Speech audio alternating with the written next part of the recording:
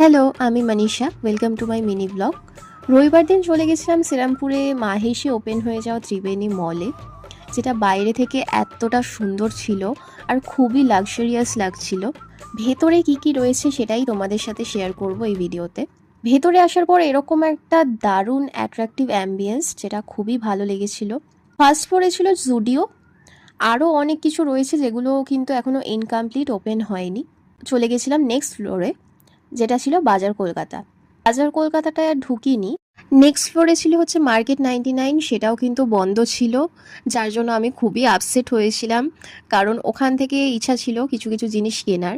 দেন ছিল হচ্ছে সাফারি আর nail extension করার জন্য এই জায়গাটা ছিল। লাস্ট ফ্লোরে যখন আমরা যাই, ওখানটায় দেখি এরম গান বাজনা হচ্ছে, আর সত্যি বলতে খুবই সুন্দর লাগছিল। আর যেহেতু সানডে ছিল, প্রচণ্ড ভিড় ছিল। শপিং মলটা পুরোটা ঘুরে নেওয়ার পর আরও একবার জুডিওতে চলে গেছিলাম কিছু জিনিসপত্র কিনতে।